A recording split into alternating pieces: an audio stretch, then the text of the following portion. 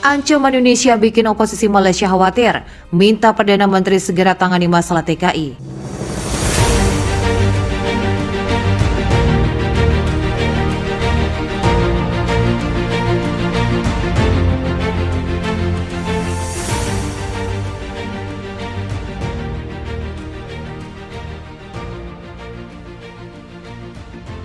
Anggota Parlemen Malaysia dari oposisi Ling Kuang M mendesak Perdana Menteri Datuk Seri Ismail Sabri Yaakob untuk langsung mengambil alih pembicaraan bilateral di Indonesia guna menyelesaikan kekurangan pekerja di negara itu.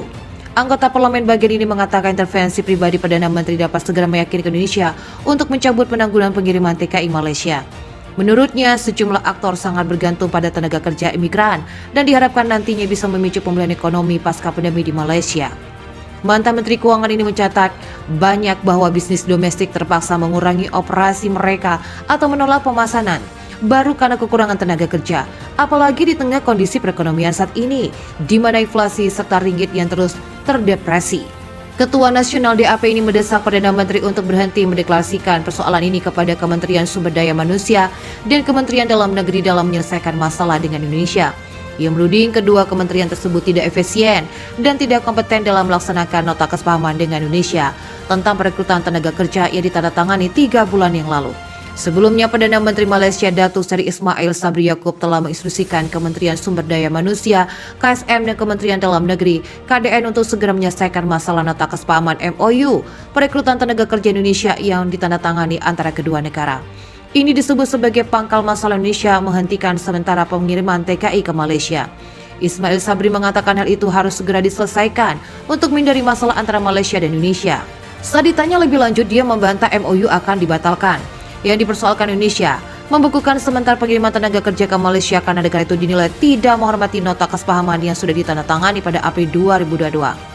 Direktur Perlindungan Warga Hukum dan Badan Hukum Indonesia Kemaritiman Kementerian Luar Negeri Judah Nugraha dalam jumpa pers Kamis 14 Juni 2022 menjelaskan, pada 1 April yang lalu Indonesia dan Malaysia telah menandatangani sebuah nota kesepahaman mengenai penempatan dan perlindungan pekerja migran Indonesia di Malaysia.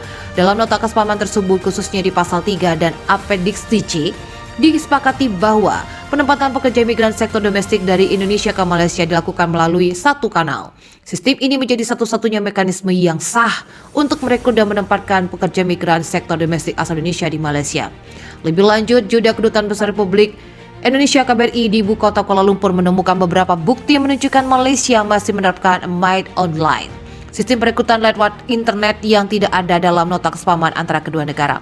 Perekrutan secara online tersebut membuat pekerja migran Indonesia rentan dieksploitasi dan jelas melanggar Undang-Undang Nomor 18 Tahun 2017 tentang Perlindungan Pekerja Migran. Ini dikarenakan dengan MIT Online, itu membuat pekerja migran Indonesia masuk ke Malaysia tanpa melalui pelatihan, tidak memahami kontrak kerja, dan dengan menggunakan visa turis yang kemudian diubah menjadi visa kerja.